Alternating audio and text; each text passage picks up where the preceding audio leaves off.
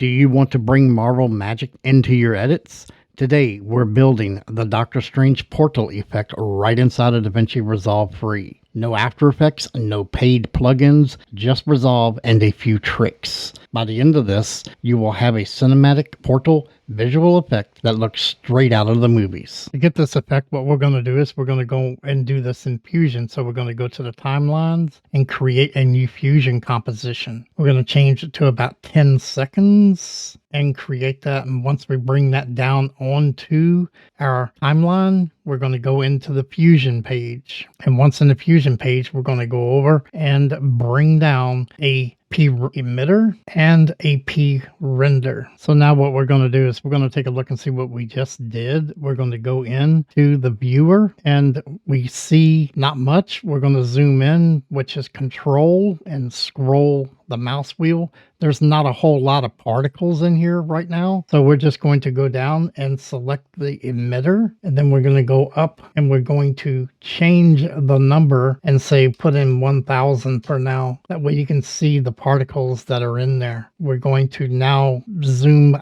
back out, control and scroll wheel. We will put down a shapes 3D and we're going to put the input to the P render. And with the P render selected, we're going to go over and we're going to change the shape to torus. And with that being torus, we're going to scroll out and it looks like a donut. So we're going to highlight and move that by the Alt and center click and just drag. That will show you what this looks like. But what we have now is like it's really fat. So we want to change that. We're going to go over and we're going to change the section and just make it say 0.05 and that'll change it down to something really small. But now you can see that it's actually kind of facing the wrong way. So we're going to go up to the transform and we're going to change the X to make it stand up, which is about 90 degrees. So now it is standing. So now you can see that half of this is buried into the ground. And when you look at it in the movies, only a very small portion is in the ground. So we're going to go over to our shapes 3D and go to the controls. And we're going to change the angle a little bit. So we're going to make it, let's say, make it like 90 for now. And that cuts out a little portion of it. So now to get this to the ground, we're going to go back over to the transform and we're going to make this -45 maybe, and that will put it on the ground. So now what we're going to do is we're going to select the P emitter and we're going to go back over to our inspector. In there, we're going to select the region and we're going to change from sphere to mesh. So now that's looking pretty good. The only thing is it's solid. So what we're going to do now is we're going to go over and we're going to disconnect the shape 3D and we're going to hook it up to our P emitter. And now you see that we have particles in our ring. If you do not see the particles in there, remember to go over here and make sure that you have 1000 in the number or anything that will make it show. Now we're going to go over and start making the particles move. So we're going to highlight the P emitter, control space, and we're going to bring up a P tangent force and we're going to add that to our node tree. Now if you just want to see what it looks like, we just go ahead and push the play button and see it looks kind of weird but kind of good. It looks different. So with this playing, you can see that it does look weird. We're going to go into the Y offset of the P tangent. We're going to change the Y offset to about 0.75 and you can see that that now brings it towards the center. It's making it look like it should. So now what it's doing is it's not going, I don't think, quite quick enough, so we need to increase the speed.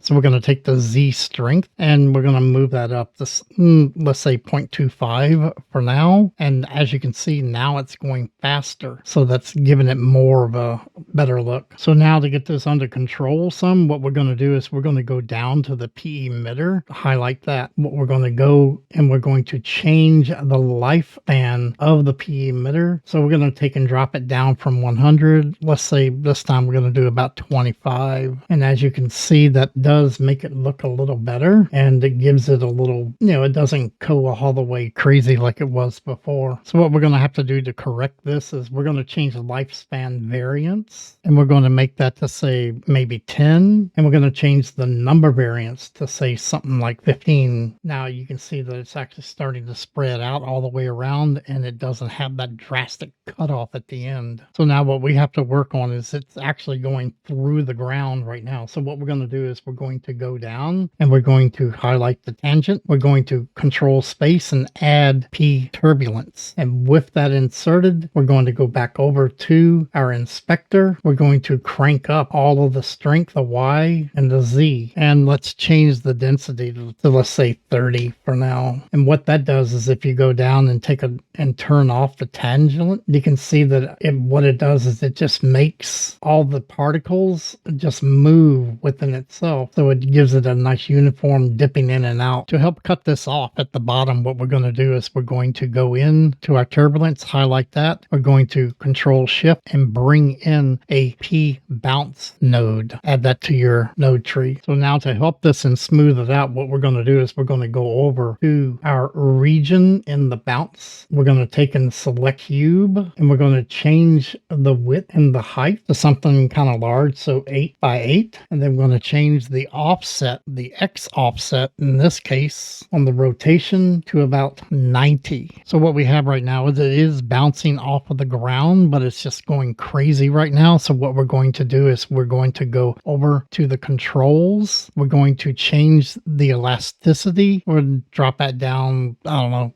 1.5 is good for now. The variance, move that up to 1, and the roughness, we'll set that at half right now, so 50. And then you can see where this is. And now you can see where this is bouncing off of the ground a little better than it was. But now, as you can see, we have the particles bouncing off of the ground at the beginning. So we're going to have to change that. Go to the region and go to the depth. And we're going to change the depth to like 0.02. And that should cut those off at the beginning. So now what we're going to do is we're going to complete this. We're going to go over to the controls and drop the elasticity down to like a 0.2, bring up the variance all the way to 1, and at the same time we're going to put the roughness at about half, at about 50. So now it looks better because you don't have the sparks coming off of the front, then it's bouncing off of the floor just right on the back. So right now they don't really look too much like sparks. So what we're going to do is we're going to add a background, and we're going to change the background, make that highlight into the viewer. We're going to change the background color to white.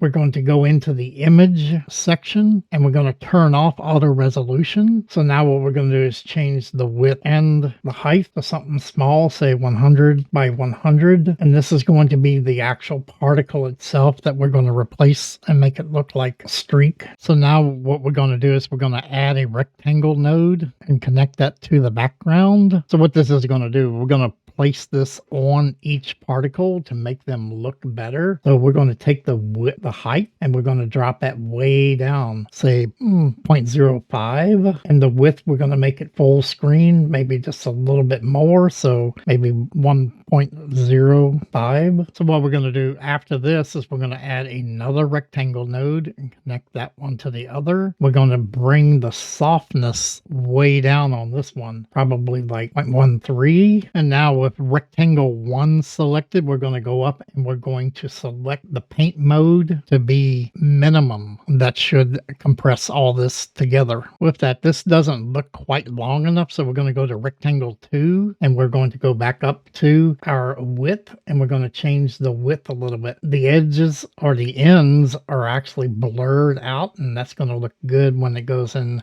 an overlay on our particle. So now to overlay our background on top of our emitter particles, we're going to highlight the emitter. We're going to go over and we're going to change our style from point to bitmap. And now we're just going to go down and just drag our background over the emitter, highlight the emitter, and see what it looks like in the viewer. If you're having a hard time rendering all this, you can go to the controls and the P emitter and drop this down from 500 to say 100. That'll lessen the computer a little bit. And as you can see, it looks like long particles. Now, to eliminate some of the glitching that is in the particles, we're going to right click in the viewer window, go to transparency, and select quick sort. That will then sort out all of the glitching. Now we're going to go over to the controls tab and down to rotation. In there, we're going to uncheck always face camera and select rotation relative to motion. So now it's starting to look a lot better. So what we're going to do now is we're going to tweak it a little bit more. As you can see, when it first initially starts right there, it's actually on the screen. We don't want that. We want it to build. So what we're going to do is go over to style and then size control. In the size over life, we're going to create a point here on, and then we're going to take and drag this at the beginning down. So now that when it plays through, you will see that it actually fades in. We can do the same to the end. We can drag the end down to actually make it fade out as well. So that'll make it look a little bit better at this point. So it fades in, gets to the end, it's going to fade out. Now to help that out a little bit, we're going to go down to the fade controls, and in there we're going to bring the fade out to, let's say, about 0.5 should be okay. Now as you can see that it fades out kind of gradually. So now we're going to help it out just a little bit more. We're going to bring the size all the way down, and voila, it disappears. Now we're going to change the size to velocity at 0.01. What that does is that as the particle gets bigger, the size of the tail will get bigger. So as this grows, the tail will itself will grow. And that's what the size of velocity does in this control. So as you can see right now, it's kind of weak. It does not look like a solid portal. So we're going to go and increase the number, go to the controls and increase the number from 100 to about 400. That's going to make it render a little bit harder. So it's up to you. The more of the number, the better it is. The weaker it looks. So 400 looks okay. So now what we're going to do is we're going to make it so that one size fits all. So we're going to actually go down now, and we're going to be bringing in a merge 3D, connecting our P-render to that, bringing in a camera, and we're connecting that to the merge 3D. And we're going to bring a renderer down and put that at the end. We're going to take the merge and make that into our right viewer and our merge into our left viewer. So render in the right, merge in the left. Now you can see that we have very little of the frame showing here. We're going to actually take and move the camera out, and then we're going to center it a little bit. Now we can move it back in so that we can actually see it. If you want to make it look better, you can go here, right click, and go to options and remove checker underlay, and that'll put it on a black background. Now when you play this, you can see that it is now rendered with the camera, and as you move the camera, you change the size. So anything size that you want, it will be there. So now what we're going to do is we're going to add a little bit of a blur to it. So we're going to do a control space and insert a blur. And with the blur inserted, we're going to make that highlight into our viewer number 1. Our blur, we're going to set it probably at 1, and that'll give it just a little bit of a blur, and that'll look good for that one. So now what we're going to do is we're going to add a soft glow to our blur. So with the blur selected, we're going to input a soft glow. With our soft glow selected and in the viewer, we're going to change our gain to like 2.5. We're going to change the glow size to about 2.5. We're going to also, at the same time, we're going to adjust the color scale. We're just going to make the red a 1. The green scale is going to be, say, 0.6, and then the rest are going to be 0. That'll give us kind of a whitish orange look, which we'll take care of in just a second with our next little trick. Now to give it its final little look, to make it look better, we're going to go in here and bring down a color corrector, and we're going to connect that to our node tree and bring that to their viewer. With that selected, we are going to now go in and change the hue and make this about a negative 0.6, and our saturation will be about 1.6. And we're going to change our gain to about 1.2. And for the big one, we're going to change our gamma for about 1.1. Give it just a little bit of a glow. And then you can change the colors to however you want the color to be. In our case, we're going to go with just a little bit of an orangish color. And as it plays, it actually looks pretty good. And now when you go back over to the timeline and play it, you can see that it looks pretty good. You can change the brightness or the color depending on the scene that you are putting this into. At nighttime, you might not want it to be as bright. Daytime, in order for it to be seen, you want to increase the brightness. You can play around with any and all of the settings and the glow, brightness, everything to adjust for the scene that you need. Thanks for watching. Please subscribe and leave us a comment on what you would like to see or what you think, and have a good day.